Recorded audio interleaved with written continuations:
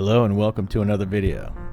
Following up on the painting series, this one will cover not just vampiric flesh in cool and warm tones, but also do standard flesh.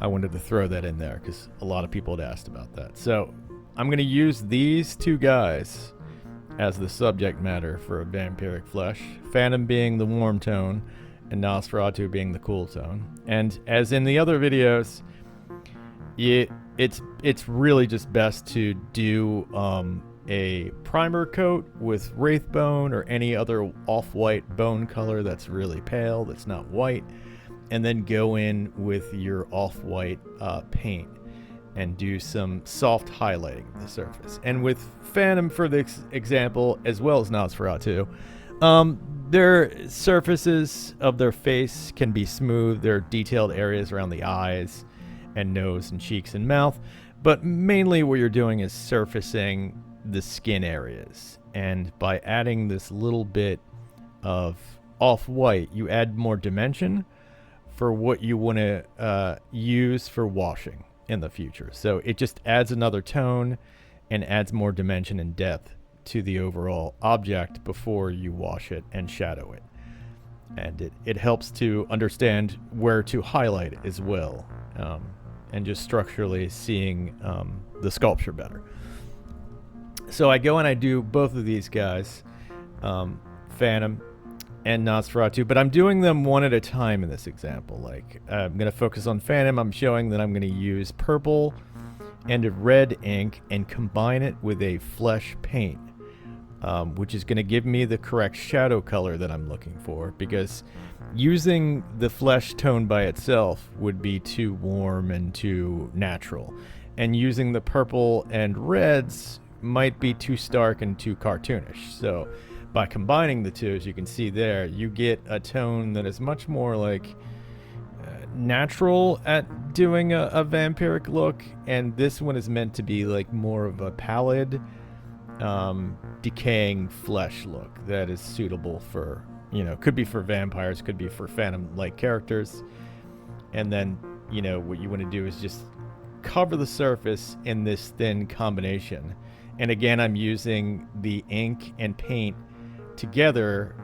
The ink helps add transparency, and the paint helps add some opacity so that you get a much more better surface coverage of the whole thing. So cover the whole surface as best you can. And one thing when it comes to doing washes over something that you're going to remove is that you really have to move the wash around after you've applied it. You can't really just put it on the surface and then hope that it's in the areas that you want it to be. You have to take the brush and physically move it around so that, you remove pulling in certain areas. And then once that has occurred, you can go in with the towel technique and gently, softly in this case, is that you want to dab the surface. I'm being softer and less heavy-handed than I was with the decaying flesh that I did in the other video.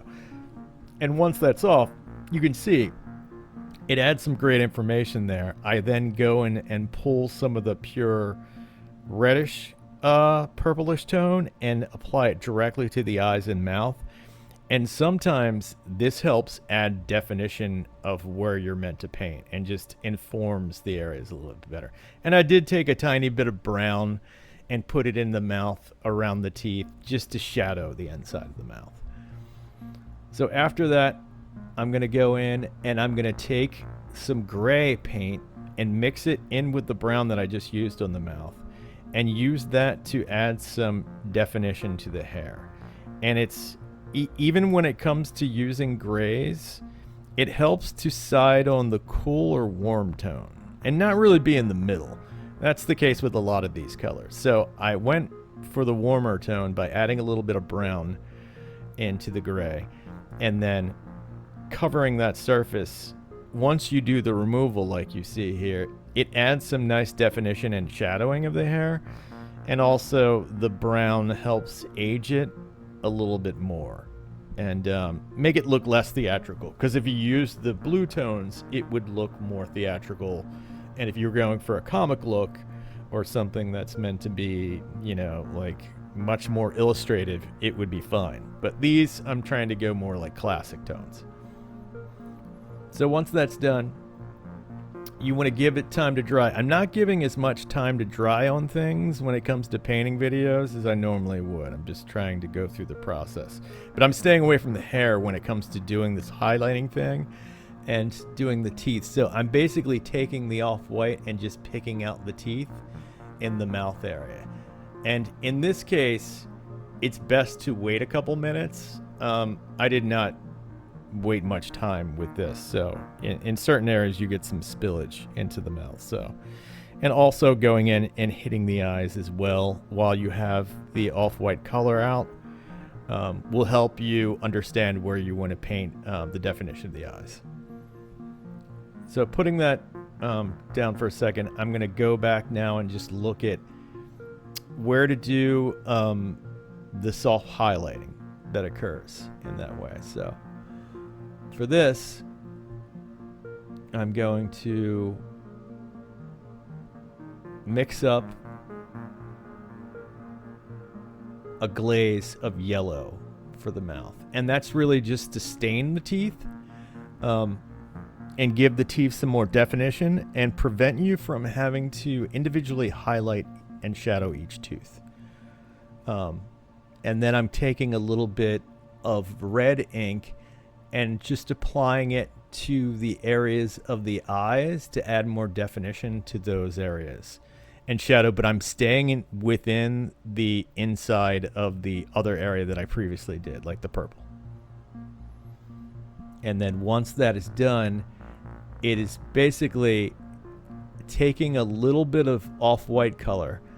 I had painted a little dot at the bottom representing the eyes looking downward. And then now I'm just taking some of the off-white and hitting the edge of the top surface of the eye. And I know I'm a little off screen right now. I'm still getting used to filming in that regard while painting. So this is the end result. The close-up really helps. You see it better. I'm using the colonial body once again that I showed. And you could really see the soft definition from using the purples and reds around the eyes, and then the slight bit of decay in the mouth, and even the natural shadowing that occurs in the hair. So next up is taking the Nosferatu, doing the same pass. He's also another sculpt that has fairly smooth features, so this is going to help by softly basically modeling on these highlights and, you know, sticking with areas that face upwards from like a lighting point of view, like the top of the head, the nose, the cheeks, the upper lip, the edge of the ear. These are the areas that you want to focus, and even like the formation of the eyelid under the eye, like hitting the edge of that eyelid will help make it read a little bit better. So once that's done, once it dries, it's there. It's not as obvious as when you're putting it on. I'm taking my purple. It's just a purple ink, and I'm mixing it with a little gray and covering the whole surface. I want to keep him very light, very gaunt, and just suggest tones of color with him. And this, I'm definitely moving and leaning towards the cool spectrum for his shadows and definition. So applying this on quickly and then taking the paper towel and just softly removing some of the excess, which leaves it in the areas that I want. It leaves it around the eyes, the edges of the eyes, the cheeks, the information of the ears, the intersection of the ear and the head. All of that is going to be helpful to like further define the look of the character. And sometimes you do more than one pass of this, as with a lot of these things. See, I showed the gray there. I'm mixing that in with the purple because I want to go a little bit stronger with the shadowing here. So you can see I added more paint because I found that the purple gray ink was just too translucent. So by adding some paint into it, I can then go and softly remove it once again and get more definition into the head overall and the sculpt. And this could be done on hands, heads, feet, anything like that. Even if it's like a coat or a jacket, this technique would work just fine. So now I'm much more comfortable with the definition that's there, because I want to add additional colors, mainly around the ears, the eyes and mouth, and that sort of thing. But I wanted the cool grayish purple base tone to read a little bit better. So now it's going in and taking a little bit of the reddish tone, and then adding that to the sockets of the eyes to give them more definition. And it's even going to combine in certain ways with the purple base foundation that's already there, which is fine because that just makes it look a little bit more natural to have the colors blending together. You just have to be careful, because normally painting is like waiting in stages and waiting for things to dry. I tend to work while things are still wet and blend them together.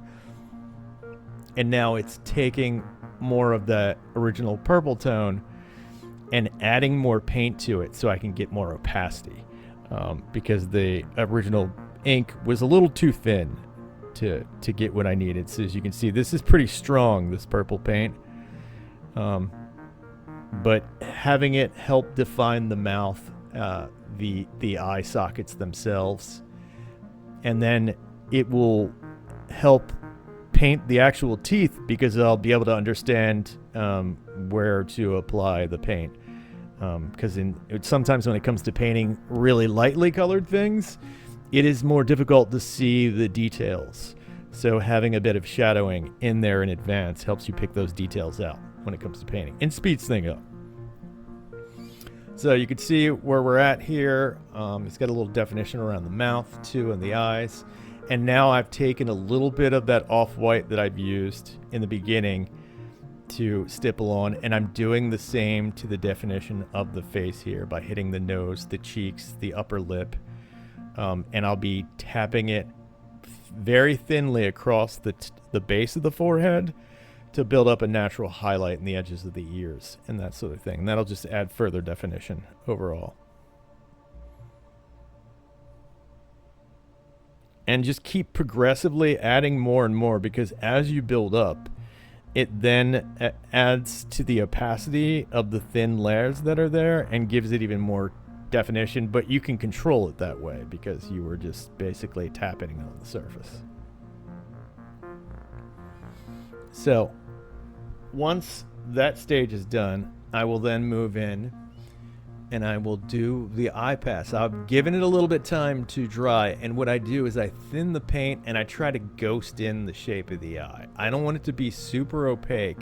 I want some translucency when it comes to painting it on, but you have to be careful because you don't want it to travel around on the ball of the eye. And that at least marks and informs where I want the eyes to be, and then I can then go in with a darker, more opaque element and paint the center of the eye, because that's what I'm trying to like solidify the center of the eye. And then if there's some softness around that, it looks more natural and less cartoonish or comic booky in that way.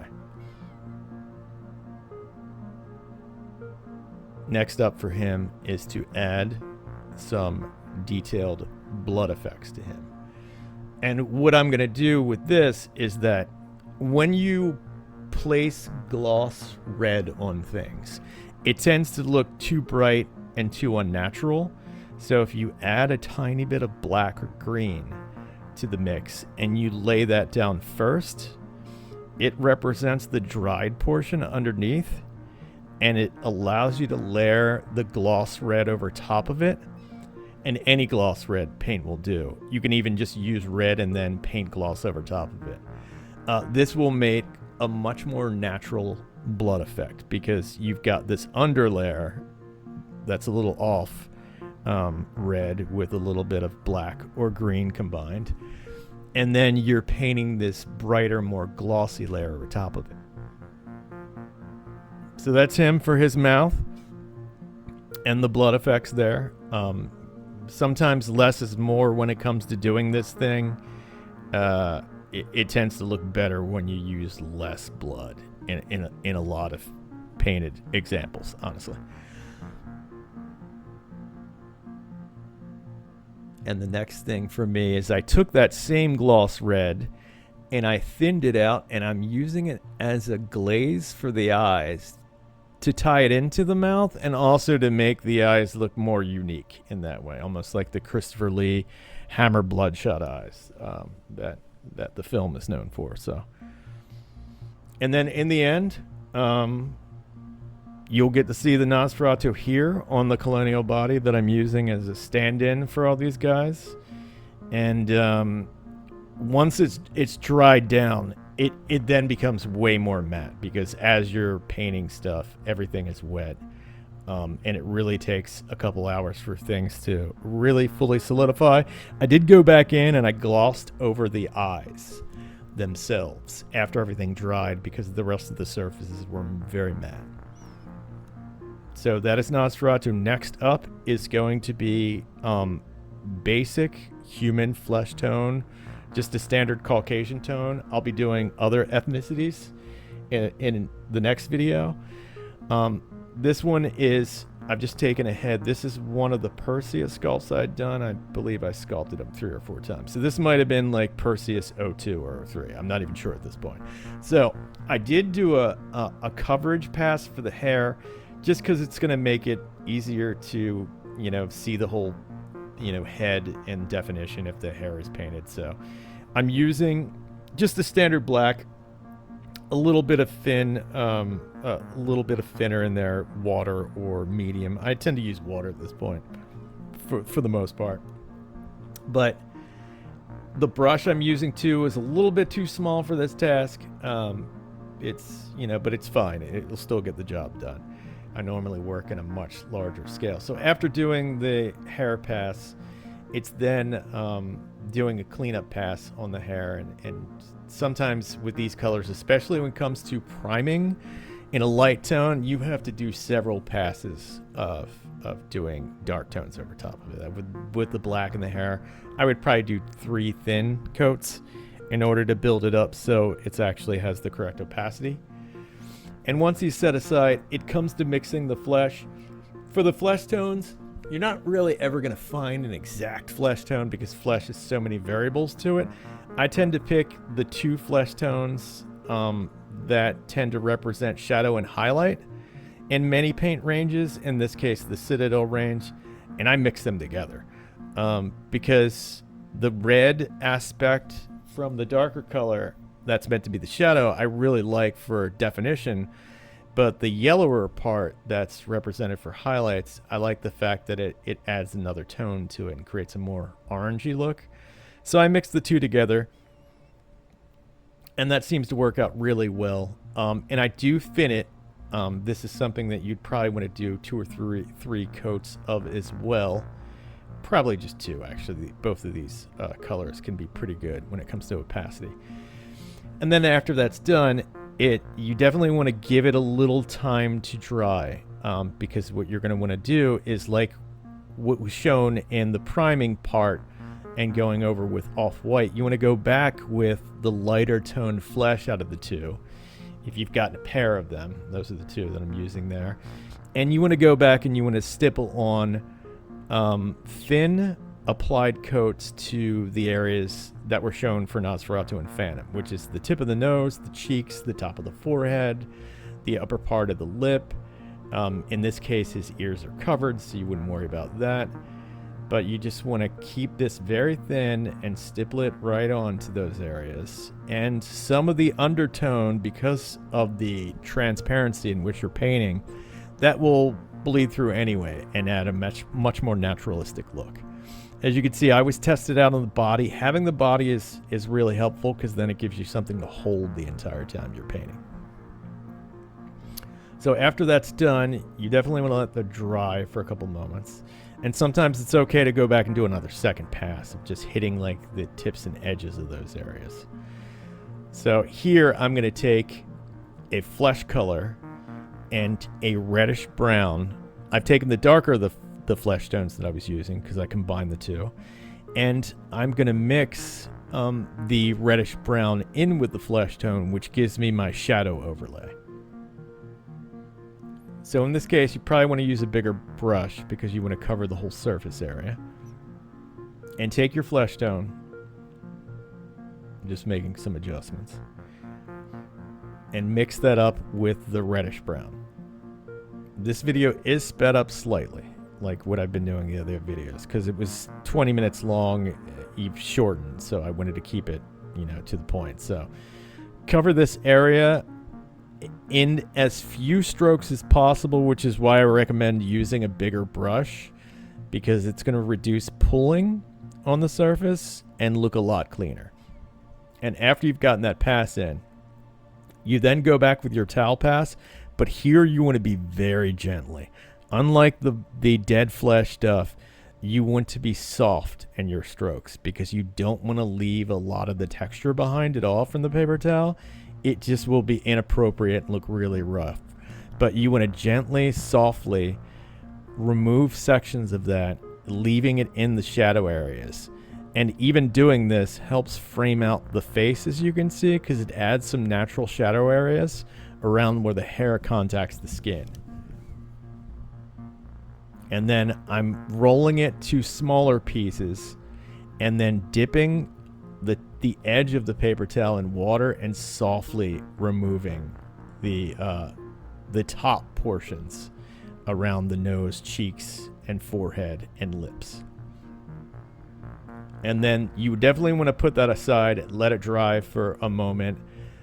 Next up is, like, this is a very minor thing, but it does make a difference, is that if you take your darker flesh tone that you started with, you add a little bit of red ink and hit the cheeks, it will simulate blood underneath the skin. And if you keep it around the cheek areas and even the tip of the nose, it tends to look really natural in that way. But you do have to move it around with your brush to control where you want it to go. Like, once you place it there, as you can see, it's going to pull in ways that you don't want, so it's best to move it around.